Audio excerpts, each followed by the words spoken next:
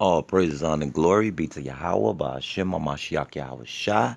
Yahweh being the name of the Heavenly Father. Yahweh Shai being the name of His only begotten Son. Salutations to the Akim that's called into the truth.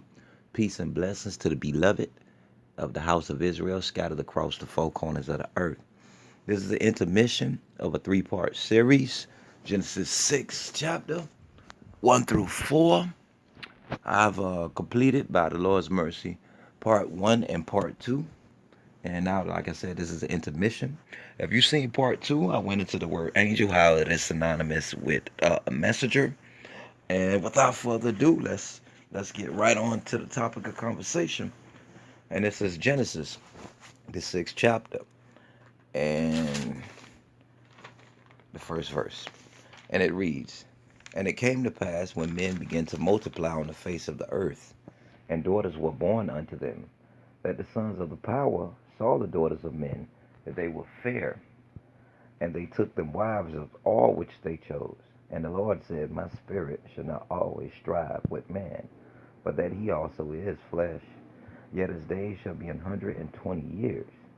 There were giants in the earth in those days, and also after that, when the sons of God came in unto the daughters of men, and they bare children to them.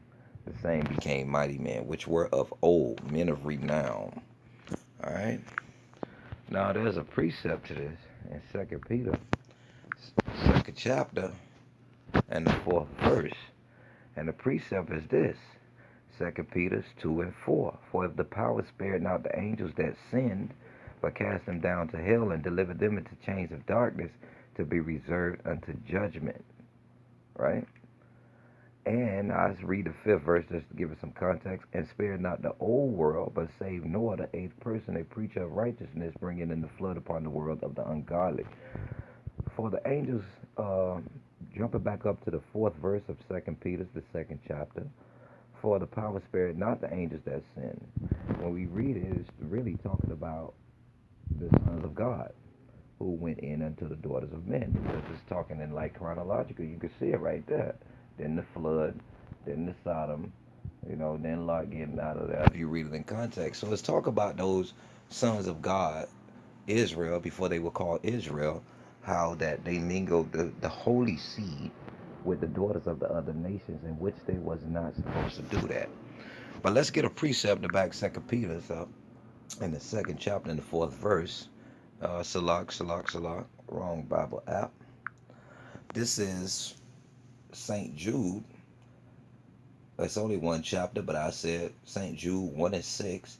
"And the angels which kept not their first estate, but left their own habitation, he hath reserved in everlasting chains under darkness unto the judgment of the great day." Well, let's go on this word first estate. It's G746. In the Thayer definition, it says beginning or origin.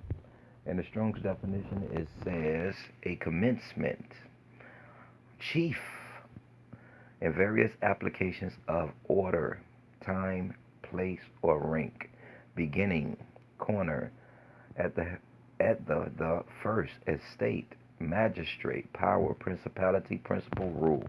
So basically, they left their first estate. They left their estate as being with Yahweh Shah. Now, the way they use estate these days, in the language that we speak, which is English, they use it as far as land or property. They are states. A state is like basically your condition, your position, your principality. So that position of the sons of God, they belittled themselves, so to speak, because they start dealing with the daughters of men. I mean, it makes sense. Sons of God, of the heavenly Father, the heavenly sons of man, of the earth. So they left their principality, if you can understand, a place of position. When you look at Jude 1 and 6, you have another word that sticks out. It says their own habitation. And this is Strong's G3613. In the Thayer definition, it says a dwelling place, habitation of body as a dwelling place for the spirit. In Strong's definition, neuter or presumed derivative of G3611, a residence, literally, figuratively, habitation, house. Well, let's get a precept to back this up, because they left their first estate. and they left their habitation. And the precept I want to bring up is actually here in Psalms 90 and 1. It says, Lord, thou hast been hold on, first let you see it's a prayer of Moses, the man of God, right? And this is Psalms 90 and 1. Lord, thou hast been our dwelling place in all generations. Okay? In all. Who's our dwelling place? And they left a what? They left a first estate. They left their own habitation. Okay? They sinned when you go back to the other Bible app. All right? For the power spared not the angels that sin, but cast them down. How they sin? By leaving their first estate, basically by belittling themselves and mingling their seed with the daughters of men. All right? But let's go get some more precepts just to support the fact of Genesis 1 through 4 and get some understanding on that. What I want to do is let's go back to the topic of conversation and read it one more again so I can keep it on your brain. And this is Genesis 6 and 1. And it came to pass when men began to multiply on the face of the earth, and daughters were born unto them, that the sons of God saw the daughters of men, that they were fair. And they took them wives of all which they chose. And the Lord said, My spirit shall not always strive with man, for that he also is flesh, yet his days shall be 120 years. There were giants in the earth in those days, and also after that, when the sons of God came in unto the daughters of men, and they bare children to them, the same became mighty men, which were of old men of renown. All right, let's go into Exodus right quick. Exodus right quick, and let's get some supporting scriptures. And this Exodus 21 and 2. All right, and I'm supporting the scriptures just to back up and explain St. Jude, 2 Peter 2 and 4, St. Jude 1 and 6. And the angels which kept not their first estate, but left their own habitation, he hath reserved in the everlasting chains under darkness unto the judgment of the great day. Now I'm going into what it is to be under darkness. All right, they have sinned, they fell, so to speak, when they went into the daughters of men. All right, left their first habitation, and that's what the things that just start beginning really after that. Because that's why it's in the beginning. All right, and I want to show you what this darkness means, and I want to show you what these chains mean, and we're gonna let the scriptures explain itself. And it reads, now this is the time that Moses, that actually the Most High Yahweh Ba'Shem Mashiach Yahushua, Wahamashiach Yahushua was bringing out the children of Israel out of Egypt by the hand of Moses. And it reads in Exodus 10 and 21, and the Lord said unto Moses, stretch out thine hand toward heaven, that there may be darkness over the land, right, of Egypt, even darkness which may be felt. And Moses stretched forth his hand toward heaven, and there was a thick darkness in all the land of Egypt 3 days. They saw not one another, neither rose any from his place for 3 days. But all the children of Israel had light in their dwellings. They saw not one another. They could not see. Okay? Now this really happened. This is literal. Moses literally did that. You know what I'm saying? Okay. But it's parabolic and it's spiritual what he said in St. Jude, all right, the 6th verse, and St. Peter's second Peter's 2nd chapter in the 4th verse. All right, it's spiritual, and we're gonna get into what it means to be spiritually darkened. Let's go and another.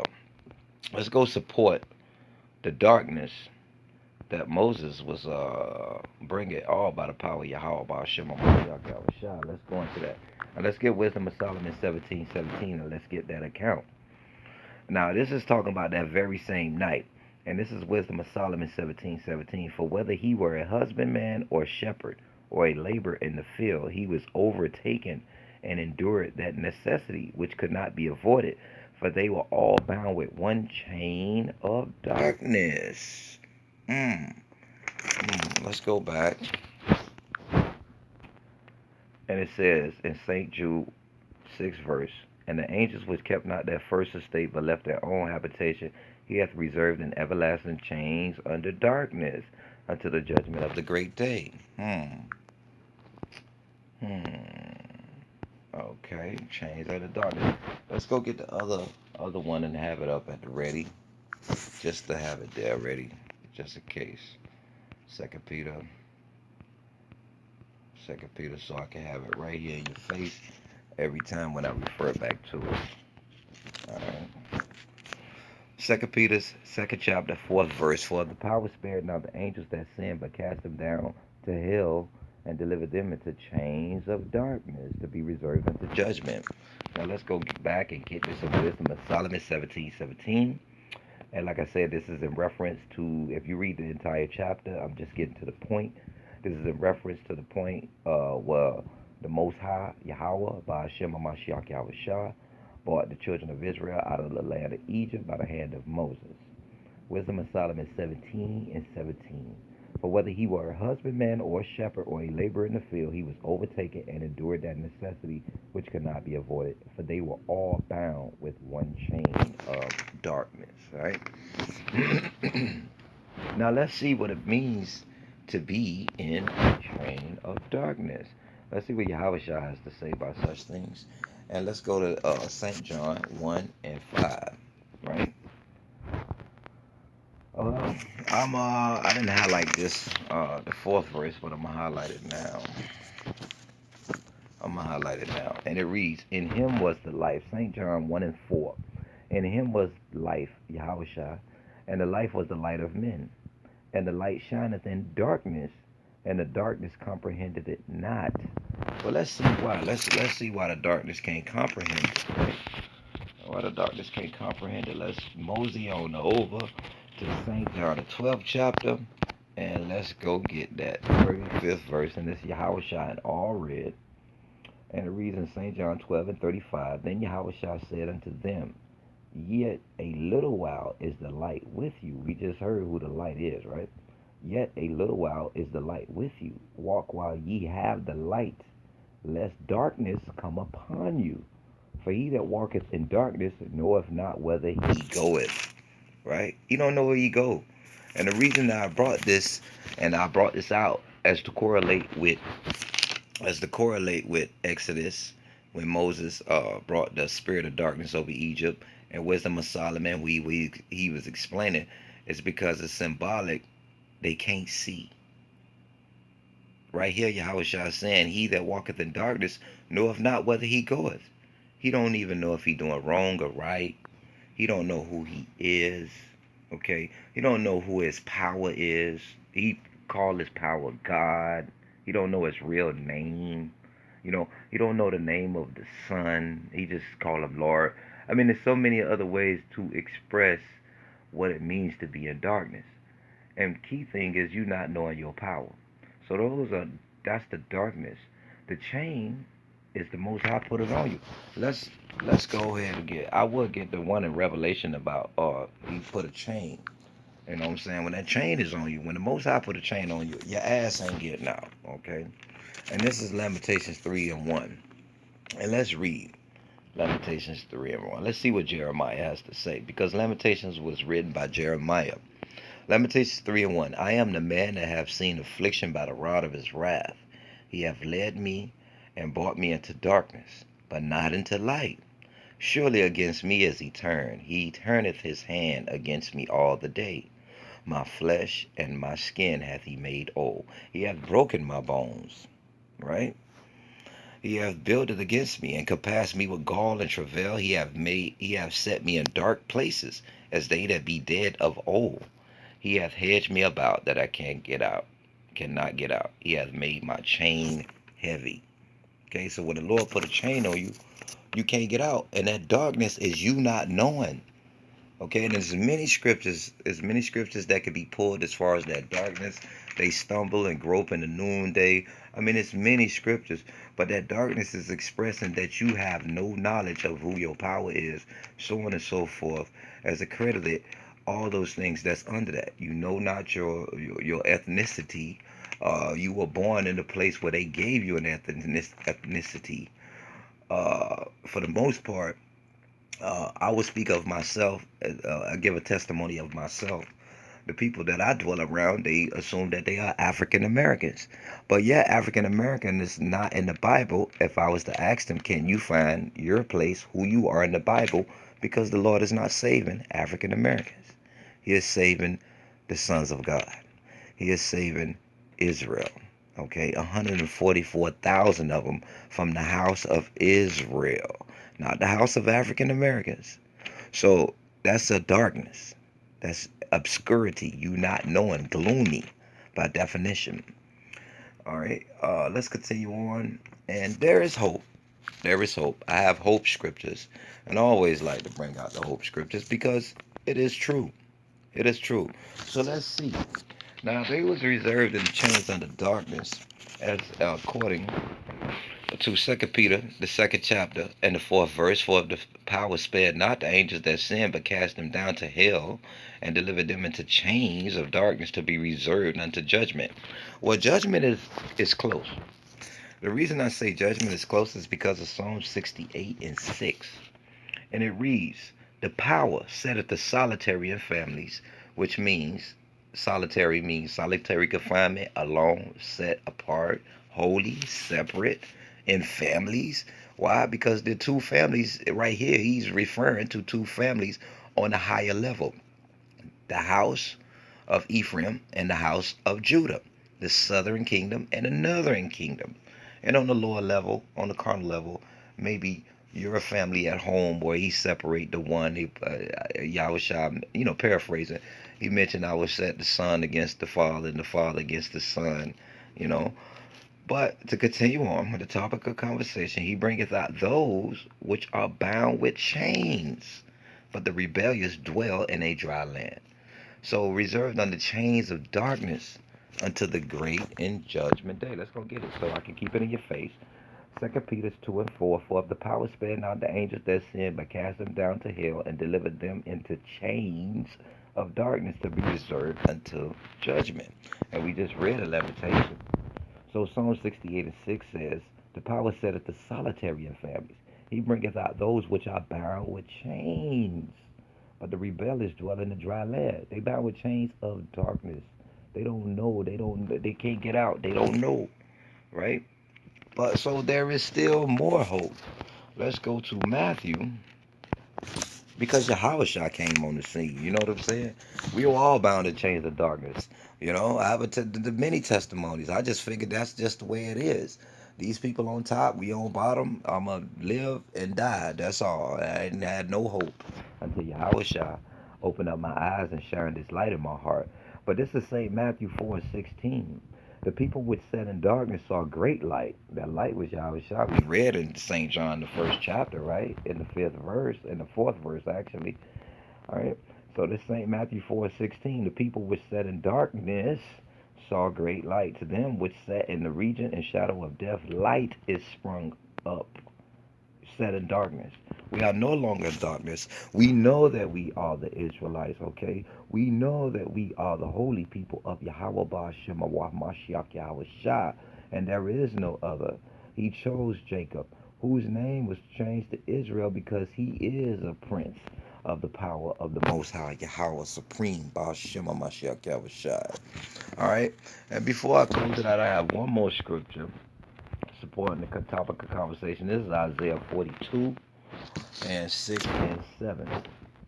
6 through 7. Isaiah 42 and 6. I, the Lord, have called thee in righteousness, and will hold thine hand, and will keep thee, and give thee for a covenant of the people, for a light of the Gentiles, referring to Yahushua, to open the blind eyes, to bring out the prisoners from the prison that sit in darkness, out of the prison house. Okay. Now, literally, we still in captivity, but in spirit, we are free because we do know.